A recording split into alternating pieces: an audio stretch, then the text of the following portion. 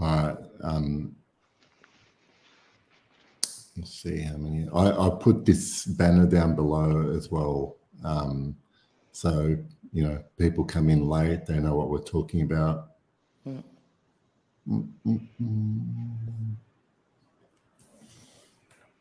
Can you, from your side, can you actually see like how many people are watching, and you can read all the comments as well, can't you? I can see the comments, but I don't see how many people. Okay. All right.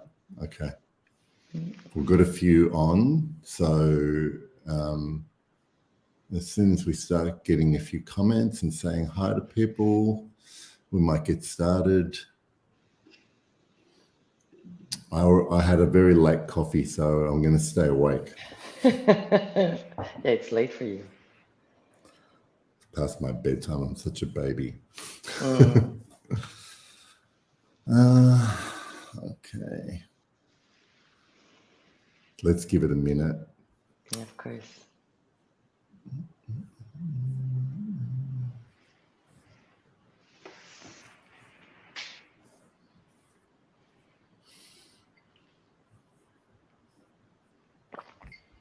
Okay. Comment.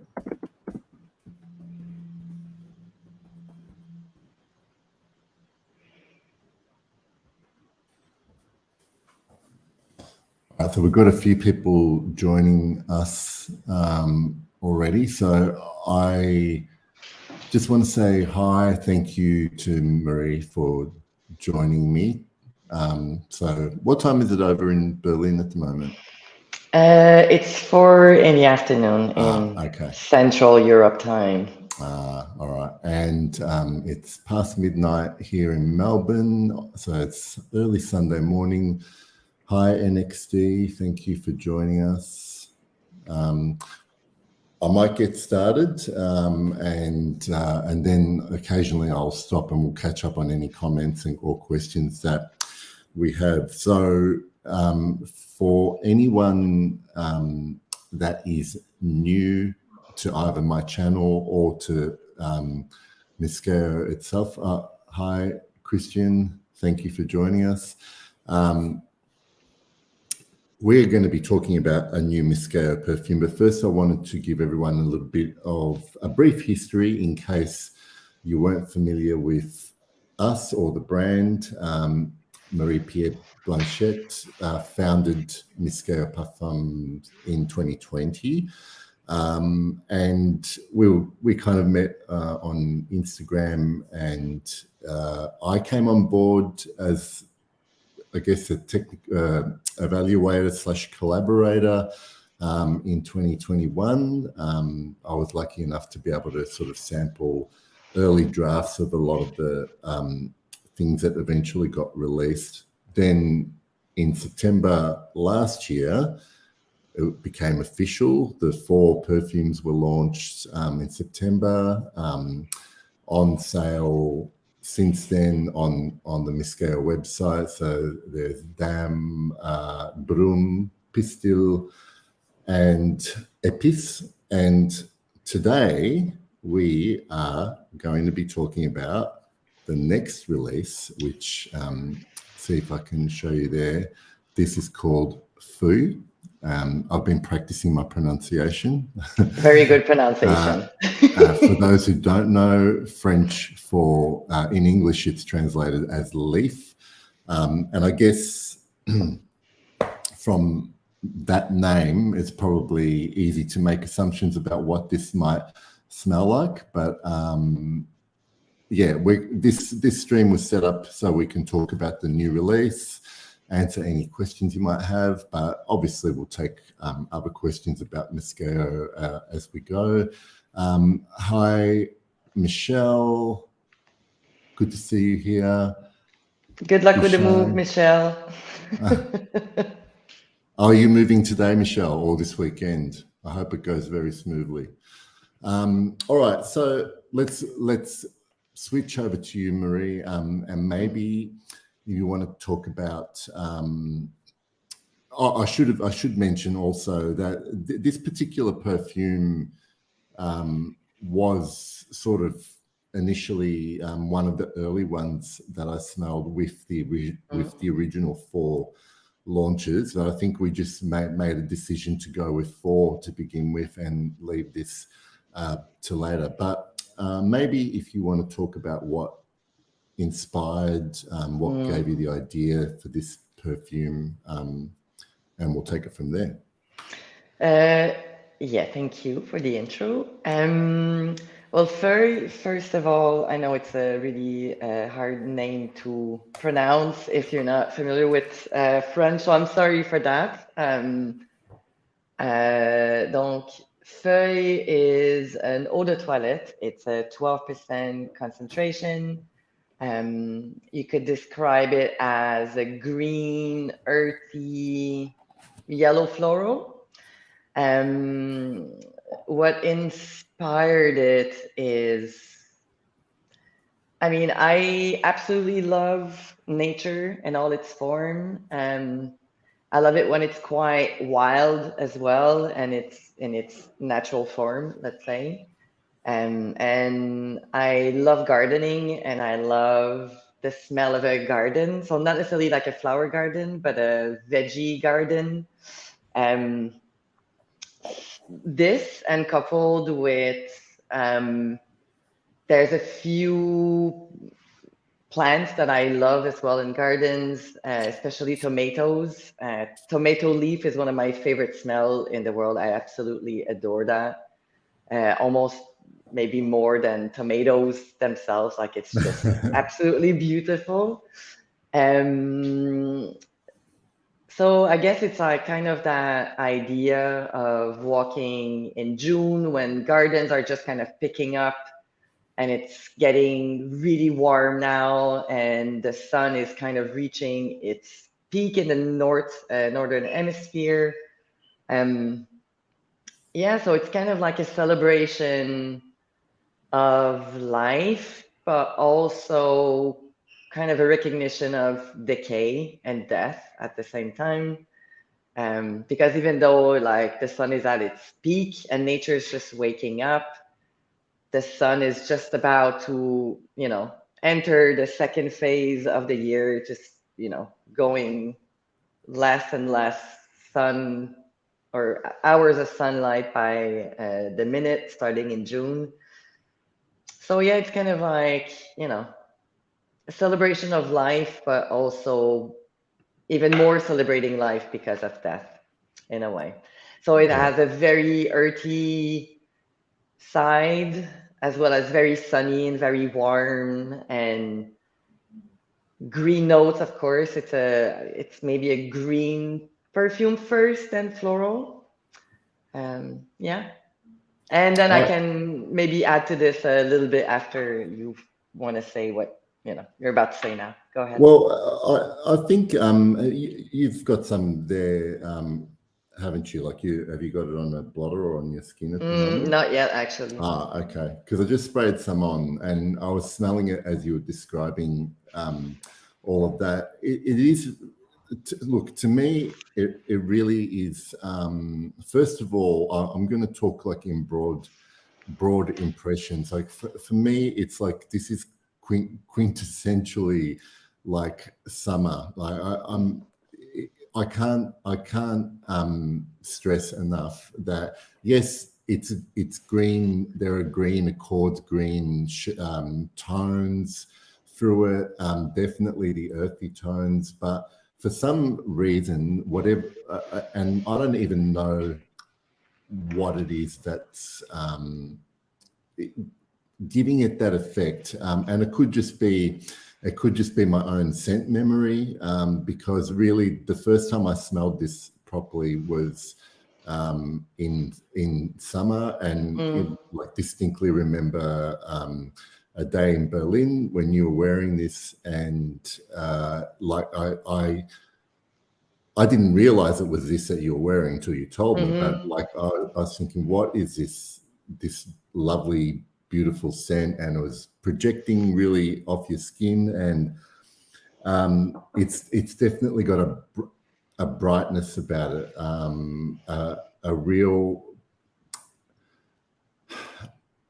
really the best way I can describe it is that these earthy tones give it like the warmth, like the sun's been baking the earth all day, but the greenness is like early morning dew on green leaves and grass and that kind of thing. So it's got this real juiciness and humidity about it, if that makes any sense. Yeah. And because there's a distinct tomato leaf accord in this, like there is also that lovely kind of bitterness that offsets the slight sweetness of the earthy notes as well. I just think it's like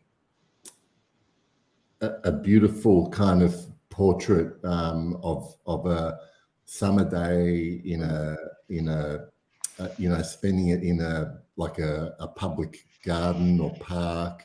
And I've mentioned to you before that it reminds me also of not even open space greenery, but like walking through a greenhouse conservatory full of plants as well. And I know that your inspiration is veggie gardens and that kind of thing. I know, talking to a couple of people who've also smelled this. Someone actually commented to me today who smelled it, that it really brought them back to childhood of being in their grandparents' veggie garden and that kind of thing. So, and that, that was totally unprompted. And I thought, and I, sort of said that it was kind of really what your inspiration was. Absolutely. And I mean, it doesn't smell like a particular vegetable, like to be just really honest. It's more like the effect I was trying to create is, and I mean, we're all 18 plus here, hopefully. So for anyone that's done psychedelics before, that kind of feeling you get that everything is like the volume is cranked up on everything, like colors and light and what you're feeling. And I wanted to have that kind of extreme vibrancy, if you want, or just that, really deep connection to nature that you really feel that you're a part of this. So it's not just like walking into a veggie garden more than you are the garden. Like you're suddenly maybe, as tiny as an ant, and you just feel like everything is so big around you and so full of life. So it's more that effect that I was trying to create. So maybe the greenhouse idea that you're mentioning is kind of maybe amplifying the effect of like the soil humidity and the bitterness and the sweetness, like all at once, kind of, surrounding you. Yeah. So, yeah. I know when we've sort of went through what we were going to discuss today, some of the key, some of the things to sort of think about for me was whether this reminds me of other genres or perfume. First of all, I mean, even though it's a green perfume, I definitely can't think of another green perfume that it's even really similar to. Like, I mean, there might be one out there, but I don't get reminded of. That's a good thing, by the way. Like, I actually don't get reminded of a different perfume.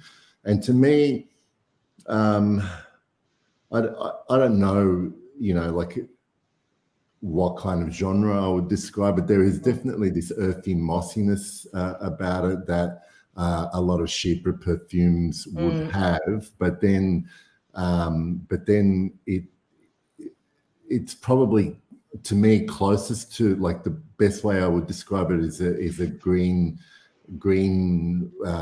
mossy chypre minus too much citrus, because there's not really much citrus that I can smell in here either. I mean, there is kind of like, there's a little bit of that sharp citrus peel Yeah. effect. Yeah. But also like when you smell like tomato leaves, you do have that kind of Yeah. citrusy, bitter citrusy note. And also there's almost no citrus material again in this in the formula. So yeah, it's not necessarily citrus. So in that sense, maybe it's not like a real ship where you would have like bergamot quite central or some type of Yeah. citrus quite central, but it has though that fresh, bitey, sunny, sharp note that citrus would have. Yeah, and again, like I keep going back to how it's really lovely combination of cool and warm tones, and this the the color shades. Sometimes when I smell stuff, I smell color shades, and like it's, to me, it's definitely sort of green golden shades, this perfume as well. So do we want to talk about not specifically ingredients, but like if people would ask us what kind of notes or accords that we might smell in here, and I'm assuming quite a few people watching this will understand that if we say there's a note that we smell a note here, it doesn't actually mean that ingredient is in the perfume. Like, so we've already talked about tomato leaf in here, and we do know that we've got some mimosa in here as well. But do you want to sort of describe, because I know that we discussed mimosa, and before I knew there was mimosa in this perfume, it's not something I would have immediately picked up when I smell it. But then you explained to me what kind of effect the mimosa has on this perfume. Do you want to sort of elaborate on that? Yeah. So, I mean, just maybe briefly before we go into like a list, Yeah. we usually don't have like note pyramids or the classic note pyramids on our website, and we don't really approach it this way. And maybe it's wrong because I know for some people it's really helpful to have notes. But I particularly believe that notes are mostly a marketing ploy, trying to sell you the perfume, and it's okay. Yeah. Like I respect people doing it this way, and I understand why some brands do it this way. And I had a chat this week that I thought was really smart, where maybe instead of calling it notes, maybe we can call them impressions, because it's more like, and also everyone will have a different impression of this. So you mentioned tomato leaves, and that was like something I tried to create as an effect in the perfume, of course. Like that was a bit where I started. There is also like kind of very fleeting, or sometimes more, maybe depending on the weather. Like you can feel the mimosa, especially if you smell the raw material before, not necessarily the natural tree and the flowers when Yeah. they come out, but the raw material, I can feel it, but I mostly used it for like kind of like the luminous yellow flower, sunny, earthy facets. So there is actually, and then we talk a little bit later about the actual materials that are in the formula. So there are impressions or notes of mimosa, but it's not a mimosa perfume. Yeah. Yeah. Yeah. What are your other impressions, you? I'm curious because I have my own opinion, but Well, see, like, I know that I've said this to you before, talking about the perfume, that sometime when I smelled this the first few times, that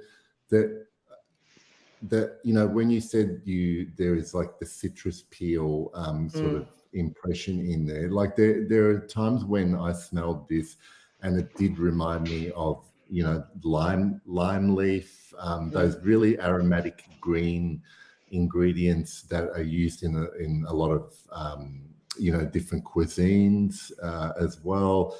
It's not even so much herbal, very very aromatic. And the one thing that I thought I would recognize in this is something like violet leaf, because when I have violet leaf in raw material form here, and it's one of the first. It's actually one of the first raw materials that I got to sort of become familiar with, and I distinctly remember the first times I ever smelled it. It was very kind of watery, cucumbery sort of facets about it, and I just kind of got the impression that this is what was giving it this kind of moist, steamy feel. Like it still goes back to this sort of smelling, being in some kind of micro ecosystem where the air is humid and wet, the leaves are vibrant, the earth is moist. It's like that, really, that kind of sort of environment when I'm smelling it. But if you're asking me, do I smell particular notes in there? Like, the answer is no, because this tells me that that it's like really well blended, and I'm just getting impressions of things. I'm getting an effect. I'm getting textures, and I'm not getting this vetiver really hitting me in the face, or this whatever ingredient really is standing out, because it's not the case. Like I smell this, and I honestly, unless you told me what was in it, I couldn't say to you, oh, this is definitely in it. This is definitely. But I love that anyway. I mean, maybe for me, like even now that I'm smelling it again, like one of the I don't know if people are familiar with linden trees and elder trees as well. So, like when they are blossoming, like in June, around these times, like it's like sometimes they like when you smell them up close, like they're so intense that they almost stink. Like Yeah. they're almost like too much in a way, but it's also like very sweet and honey and sunny and tender. So like I could feel like it's a bit like this where you have that kind of intensity. So I could see like linden blossom, elderflower a little bit. It's also very weedy, almost like when you smell a dandelion as well. Yes. Yes. Yeah. Like that kind of pollen, buttery, bitter kind of impression. So yeah, that would be that for me, I guess. Did you want to talk a little bit about some of the actual ingredients that went into making the perfume itself? Obviously, without Yeah. going too deeply into a formula, but I know with our other perfumes we highlight certain ingredients, and I've got some here, but there's definitely a couple of ingredients that you used in this that I had not smelled before, and it was really interesting when I did smell them in isolation as well. I mean, so we're also doing this now on our website. So I've got into listing like how many naturals and how many synthetics there are in each of our perfume. And now I'm also listing like the proportions of it, because I think Mhm. even if you say that there's like 12 natural and 26 synthetics, it doesn't mean that, there's more synthetic than naturals. Like it's mostly true, I guess, in our formulas. So we're doing this also for Feuille. So in Feuille, there is 12 naturals, and they compose about 30% of the concentrate. So just a formula without the alcohol. So also when I'm giving percentage now, this is really about the concentrate. Like it doesn't take into consideration the alcohol, because it's just the solvent in the end that we're adding for you to be able to spray it safely on your skin. So in Feuille, there is 12 naturals that are about 30% of the formula and 26 synthetics. And that takes into account like some of the accords that I made as well. And then that's about 70% of the concentrate. And maybe before we talk about the materials, I was just mentioning now that, whenever we give out percentages, it doesn't take into consideration the alcohol. Yeah. And I want to make a point for people listening that the more and more brands are actually talking about, we have like 90% of our, perfume is organic or natural and stuff like this, which is a good thing, like props for giving a bit of transparency, but I think mostly it's really misleading. If you read between the lines, that you can say that, people can claim that they are 90% organic, and then you understand that their perfume is at 10% concentration. So that means that the 90% that they claim as organic is the alcohol. And there's actually probably no raw material beside alcohol that is actually natural or organic. So it's not that it's not true that they claim that. It's true that they are 90% natural or organic, but it's a little bit misleading by kind of not saying the full information. And people are happy to get something that's 90% organic. So that's good. We also do the same thing, actually. Our ethanol that we work with is from the local grape industry, and it's the leftover that it's being used to make alcohol. And it is organic and local, so yay, we're good. But I will never claim that we're 88% organic and natural just because we have alcohol that's organic and local. Maybe we should brag more about it, mind you. Like maybe we're not good at doing this kind of work for ourselves, but yeah, I just wanted to make that point. So when now I'm talking about percentages, it's really about what goes into the concentrate. The concentrate, so the juice, like the main perfume before it's being diluted to create the full fragrance. Yeah, I think the more that we talk about it and the more it's sort of just brought up,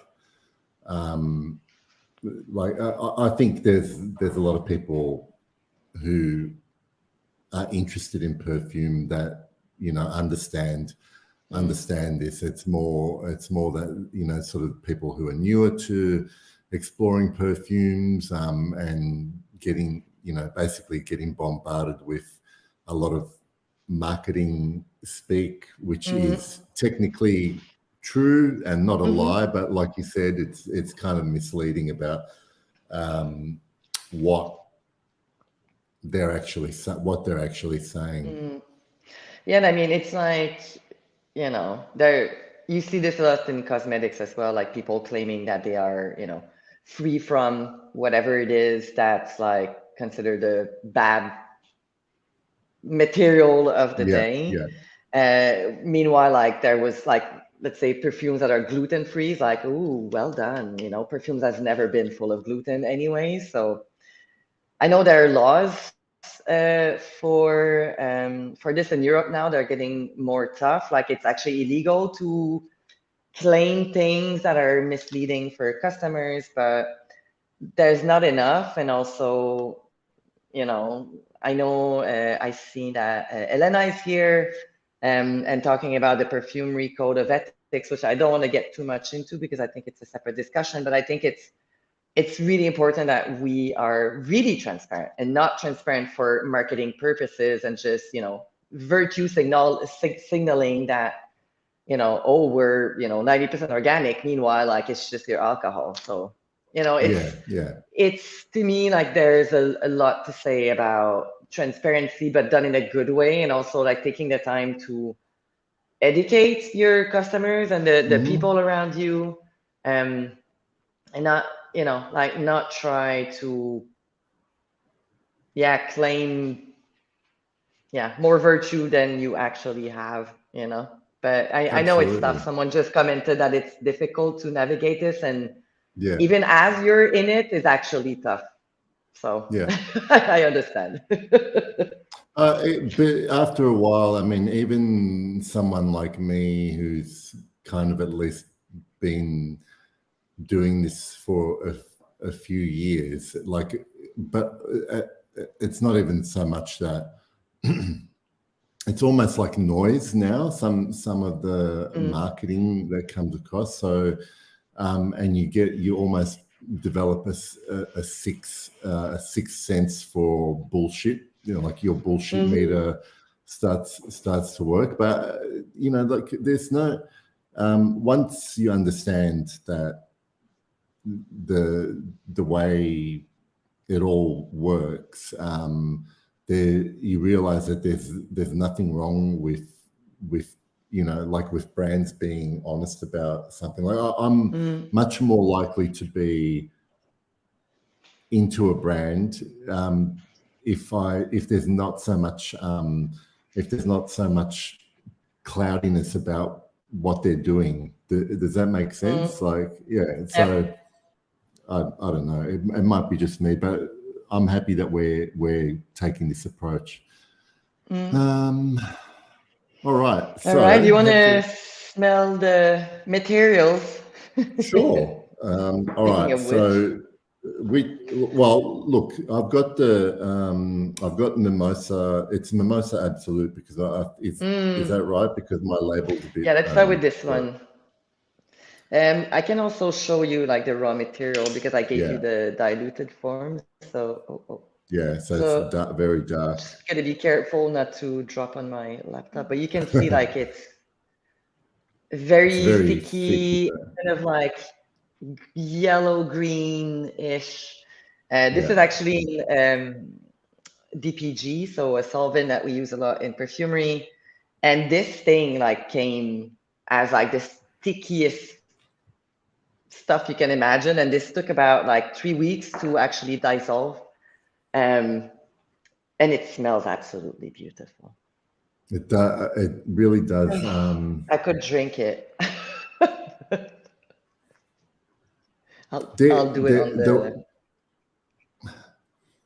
It is really interesting, right? Because I'm smelling this, and you know, like it makes, you know, I know mimosa is what it, you know, what it is, where it comes from, but when I smell this, you know, the first thing that I can smell is.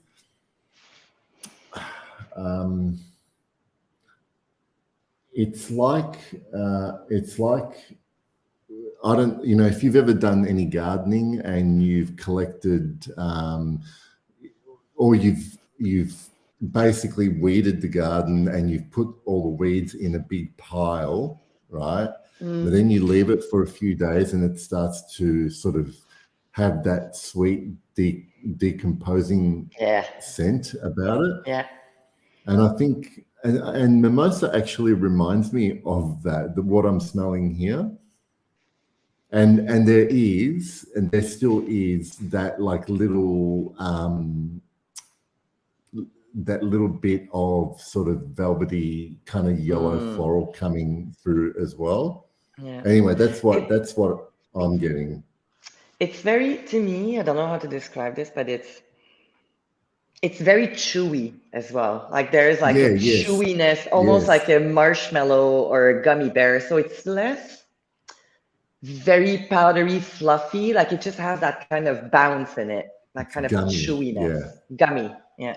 Yes. And Jay, we are sentient about your question. It really depends. I dilute materials how I'm gonna be using them.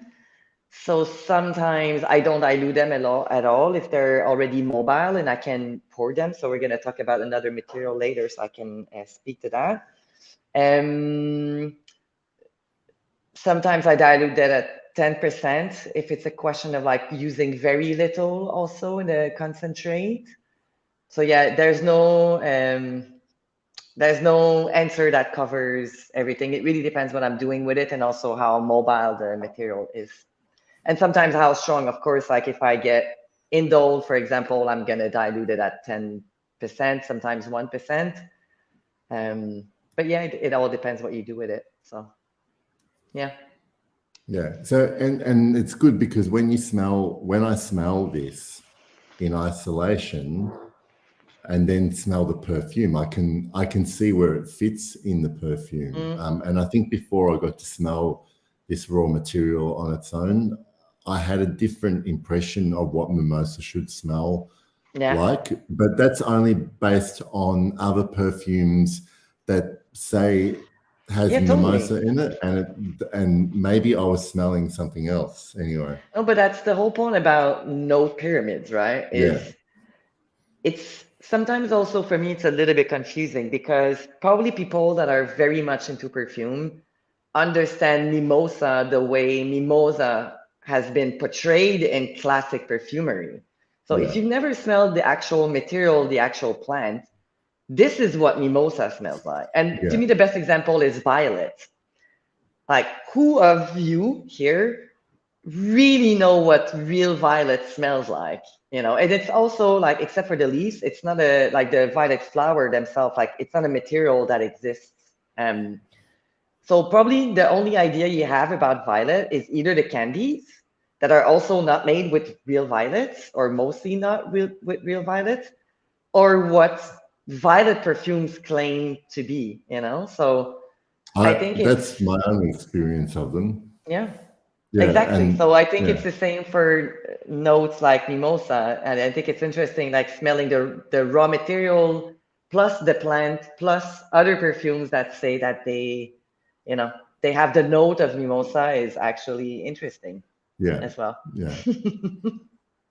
And Anna makes a good point as well. I can't remember if we talked about this or we might have even been having a chat with other people about how once materials are extracted from a natural material, for instance, they're not necessarily going to smell like they do in nature. So yeah, exactly. And I mean, the best way is maybe like think of tuberose, for example. Like if you've ever smelled the material from tuberose, it's related, but it's not the same. And I think I love that comment, by the way, about the brunch.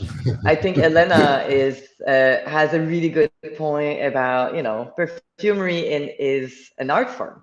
So even if you say that you have mimosa, it's your own interpretation of mimosa.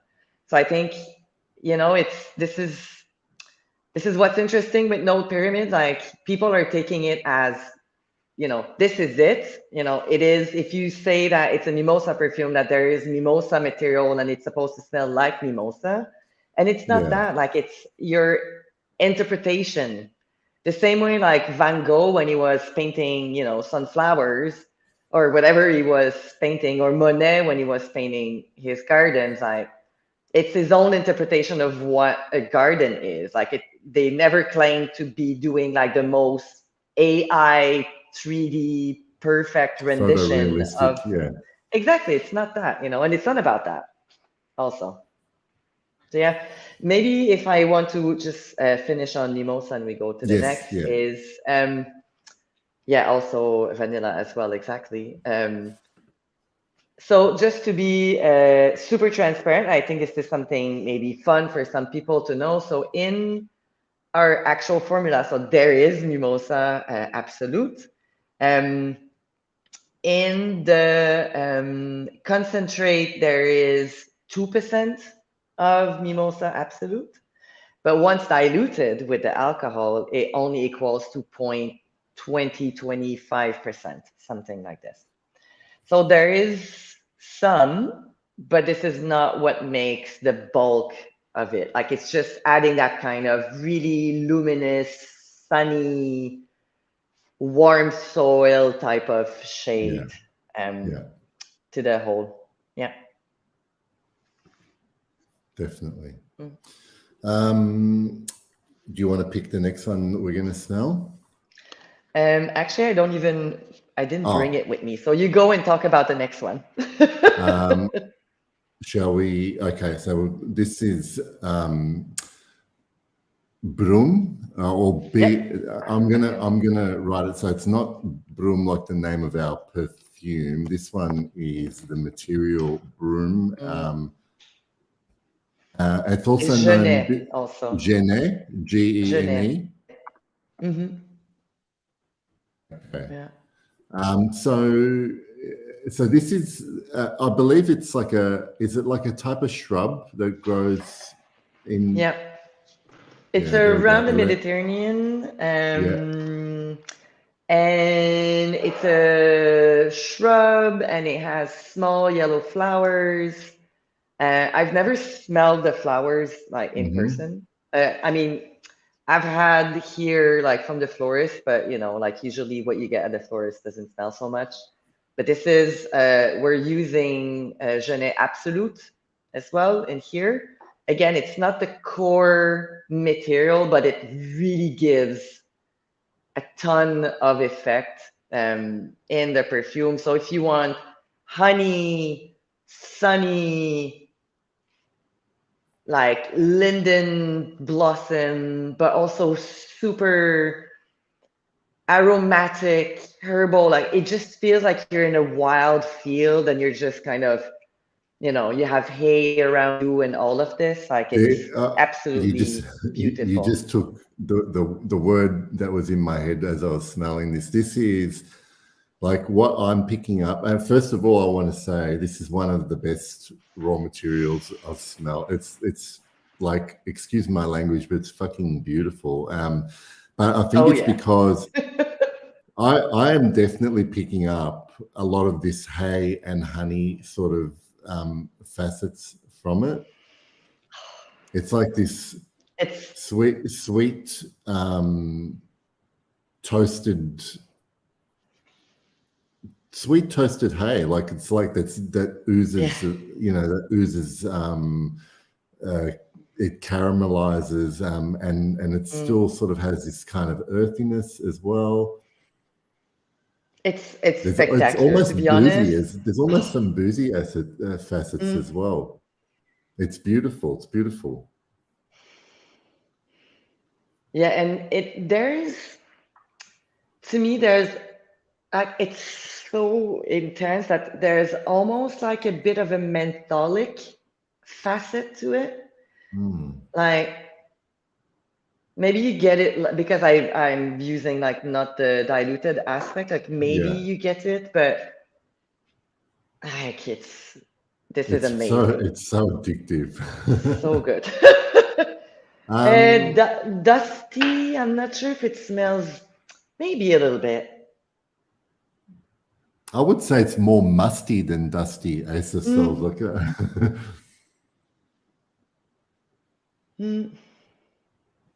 Oh, it's so good. It's so good. And how do you think, and what kind of effect do you think this has in the perfume itself? What do you think it's actually doing to the perfume? Well, I mean, for me, like this is core to the yellow floral heart that we have. So that's one thing, and second, like it really rounds off the sharp edges. So I think it's like a really nice counterpoint to the green bitterness that we have and the kind of tomato leaf aspect. And I think like the sweetness you smell like below the tomato leaf or the weedy bitterness is mostly that. Yeah.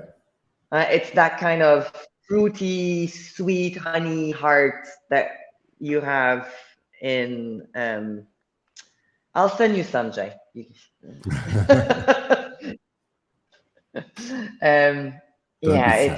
be sad. So yeah, I would say this mostly. The yellow floral rounding off the edges, complementing the bitterness. Yeah. Yeah. Do you want to talk about Corps Racine? Yes. Even if I don't have it with me, you can show it and tell me what you feel about this one. Well, I just want to make sure because I'm pretty sure that does Yeah, that it's look this like the one. right color? Yeah. Okay. Yep, yep. All right.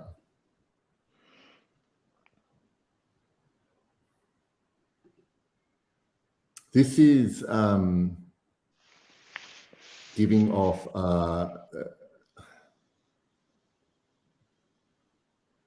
damp earthiness to me. This is where most of that comes from. Mm-hmm.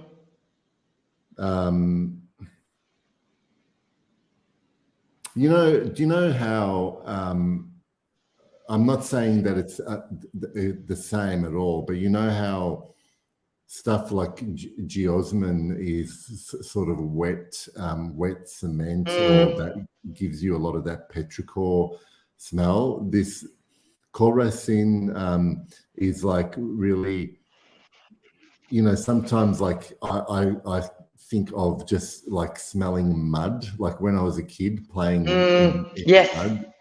That combination of the wet grass and the water in the soil. But there's Yeah. also there's also some nice kind of woody texture to it as well, that I smell. Like even damp wood as well. Overall, it's giving me Yeah. this kind of very damp impression. It's quite rooty, but more like vegetable rooty to me also. I'll just type Um, in the name. yeah. And it's also quite weedy. And it is muddy and earthy, but it doesn't have like that musty, damp cellar note that geosmin has. So it's really Yeah, just the soil aspect to me. yeah, And I yeah, have a hard time with geosmin actually. Like, I don't know if I'm extra sensitive, but any perfume that has geosmin, like, it's pretty much the only thing I can smell. yeah. Yeah. So I It have a does. hard time It does. working with these materials. Yeah, that material does dominate perfumes when it's Mm, in there a lot. mm, Okay, yeah. just making sure. That's how you spell it, isn't it? Correcing. Yep. All right, Yep. beautiful. Yeah. So, Jay, if you want to check your local raw material dealer. um, And I find with that one there, again, like, it's probably adding to what the Genet is doing, but it feels like the Core Resin is almost doing a lot more for the texture of the perfume more than actually what it's smelling like, if that makes sense. yeah. I mean, I can feel it because I know it's there most probably, but it's it's true that it's more about the texture of it rather than full on like how it smells like.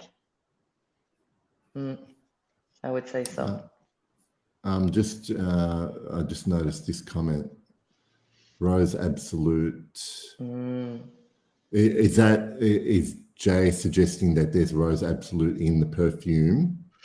Maybe this is what I'm understanding, and there's none Okay.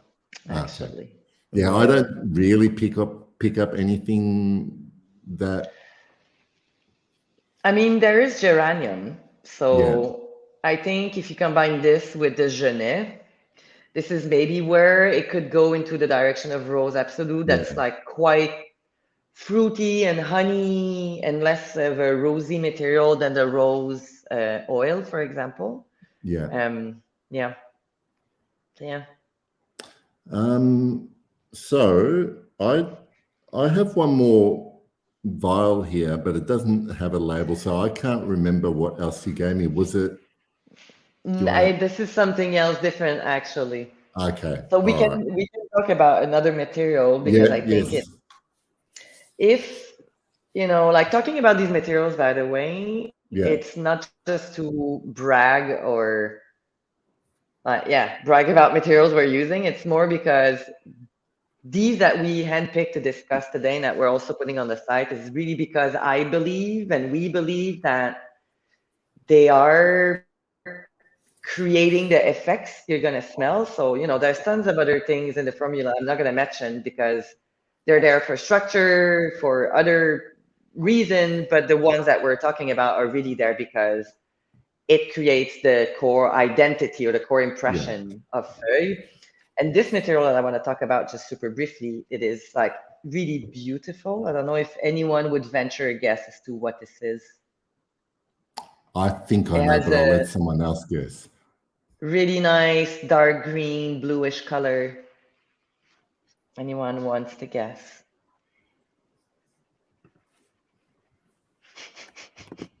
Okay, I'll say it. So this is German chamomile, so blue chamomile as well, which is actually the real chamomile. So it's the real Metricaria plant versus the Roman chamomile or Moroccan chamomile that are not actually chamomiles. They're related and similar, but they're not the real chamomile plant. So this is the real chamomile plant. It has that beautiful color because of one molecule that gives it that color that's also in like yarrow and other things. And the chamomile has, like, it's very intense, also if you don't dilute it. But it has that kind of almost seaweedy, I want to say like seaweed, but not quite. But it's super aromatic and it really has a different shade of green that is like, you can find it in anything else but chamomile. That specific shade of green that's very wild garden, weedy, almost like tea or almost like seaweed. Like it's very special and a bit more umami, almost like soy sauce.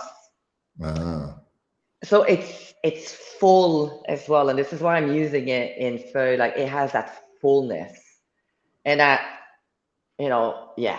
I don't know how else to describe this. The fullness, I think, is the best way, and I'm going to leave it at that.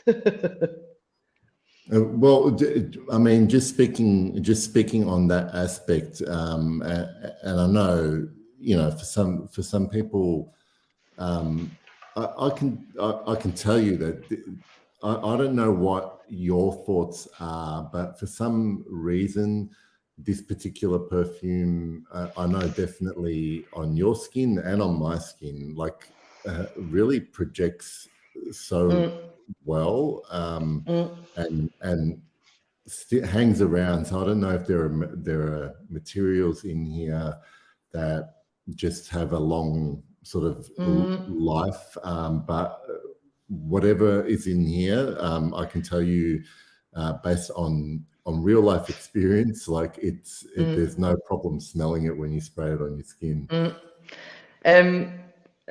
Broom Absolute is one of the reasons why it's projecting. It has really super good tenacity. Yes. But yeah, it's one of the reasons why.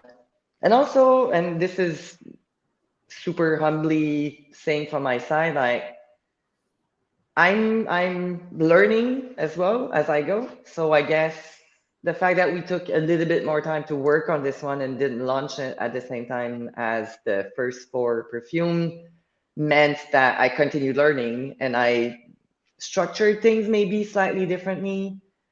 I don't think like our first 4 perfumes are renowned for, how projecting or tenacious that they are. And also it's fine, like this is also not my first thing when I compose perfume. Like I also think this is a little bit crap to think this way. But I'm also learning to technically be better. And this one I'm really happy it does what I was trying to do, which is be really big, very full, very intense, because I think it goes with the concept of what this is about, like that, full summer fantasy, Yeah. So technically it also does what the concept wanted to do, which is good. Yeah, it's excellent. And you should be proud of yourself. Thank you. All right. So have we covered, do you think we've covered off everything we wanted to talk about in terms of the materials, the highlight? Yeah, I mean, I can say So on the website, when it's launched, of course, we will put again like what are the material highlights, what kind of impressions they do in a perfume, the percentages. Also, I will start doing this more and more to put like how much there is of certain materials as well. I think it's just good for education. People will start understanding like how we work, and see also that we're transparent. Like if I say that there is broom in there, like you will know how much. And maybe it's hard for you to know, like if I say there's 2% of it, like is it a lot or not a lot? So maybe it's also up to you to educate yourself a little bit more. But yeah, I mean, also like super open if you have suggestion, or like you people that are watching or customers, like you can always also give us your ideas. Like, how would you like to see notes? How would you like to see impressions?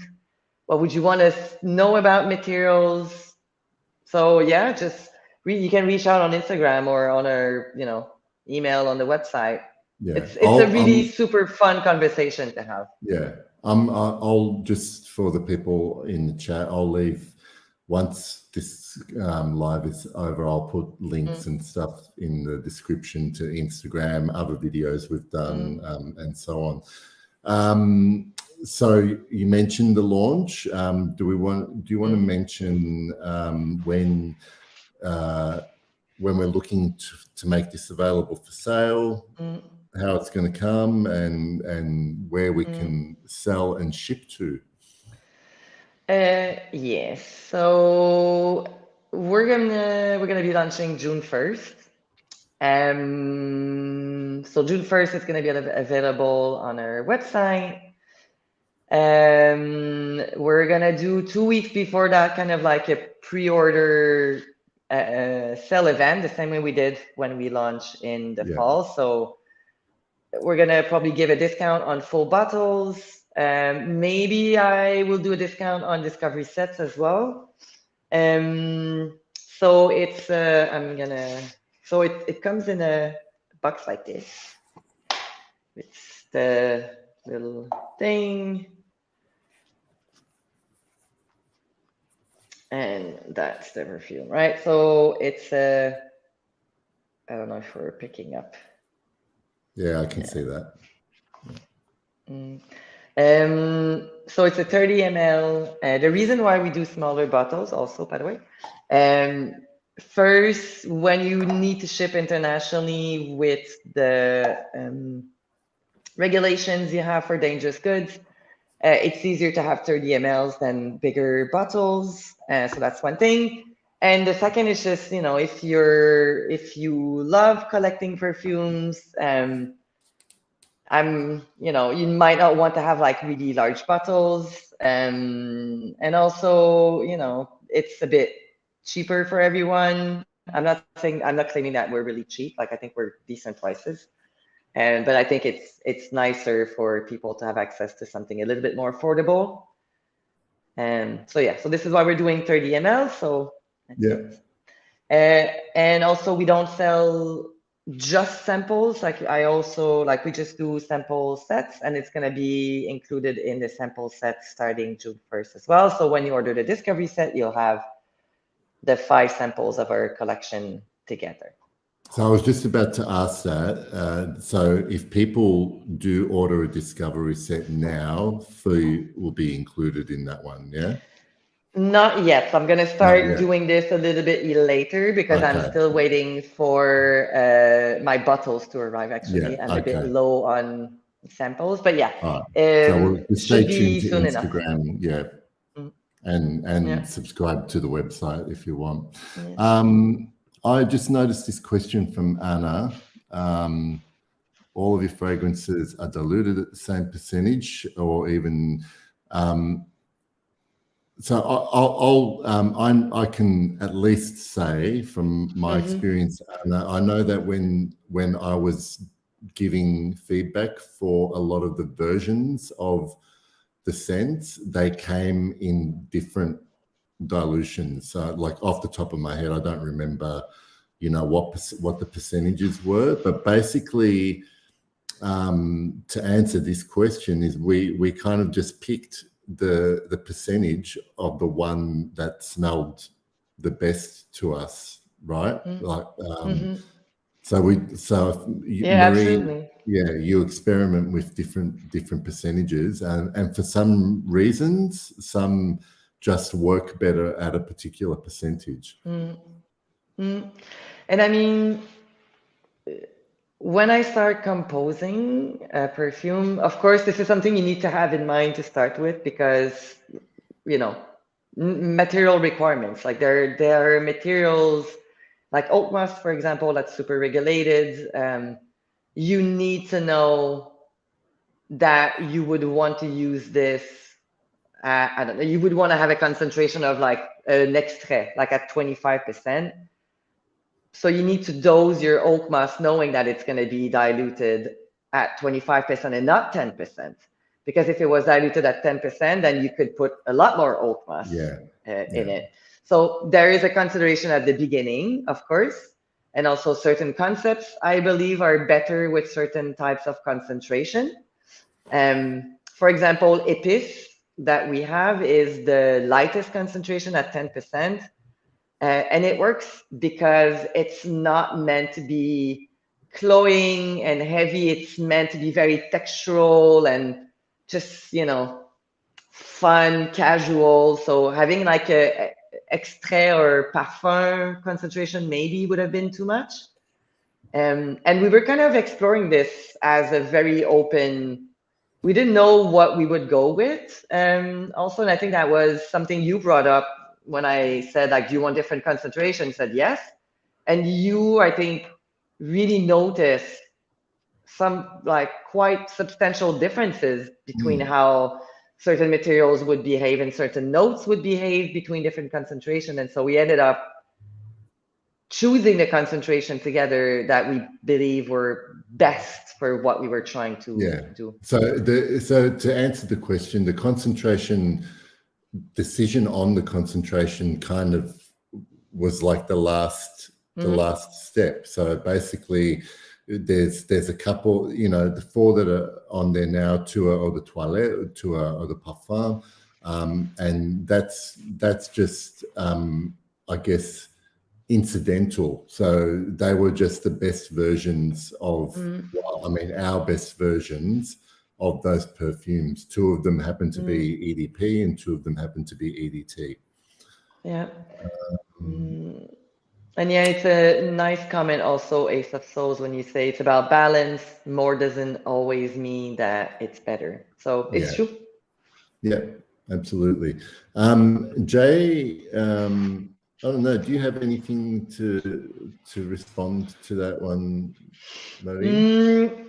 I mean, well, first, thanks. I also really love the solid perfumes. I made for Christmas, actually, that was a giveaway for anyone that was purchasing anything, like, small or big. It wasn't just about full bottle. During Christmas, they would get a solid perfume.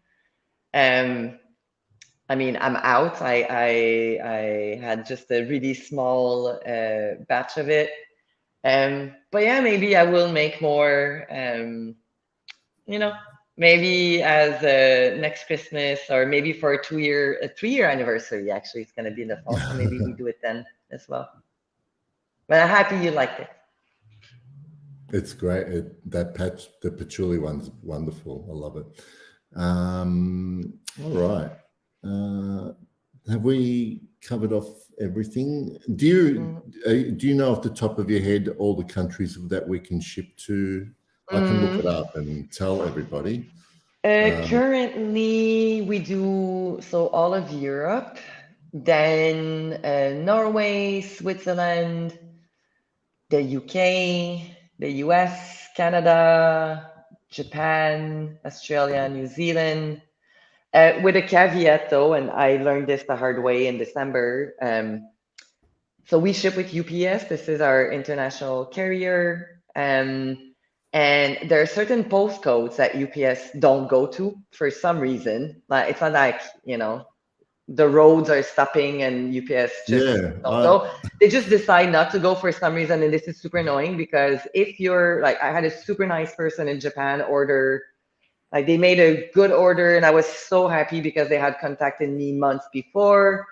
I ended up not being able to ship to them, and I had to refund them because the region that they lived in Japan, which was not a remote island somewhere, UPS didn't ship to, and that was that. So I just want to say, like, hopefully we can ship everywhere, but there are like some surprises like this that happen, and hopefully we can ship to more places very soon. It would be great that we can ship to more countries in Asia and Africa as well, and the Middle East. Yeah, I think it's just, shipping is another topic we can pick up on another live. This is and hard for a small indie. Yeah, and down the track, hopefully, we might have, get opportunities to move into a few other retail spaces. But but it's like, we've definitely, it's better than just shipping into Europe at the moment. Thanks, Jay, for joining us. I think we're nearly at the end anyway, unless anyone's got last minute questions. We've gone just over an hour. And Marie, can you think of anything we have not talked about that we should have talked about? Because I can't think of anything, to be honest. No, I mean, maybe just to wrap up on my side, like, and then I mentioned earlier, like, what we're doing is art, and I absolutely love when people reach out to me to discuss what we do, if they have questions or concerns, or it's meant to be a conversation, and hopefully people feel that. And don't be shy. I think we both love talking about what we do, so write to us. Yeah, absolutely.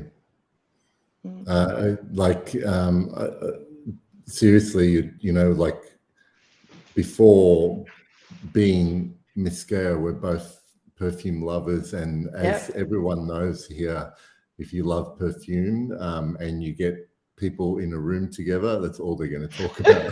Yes, absolutely. Annoyingly so.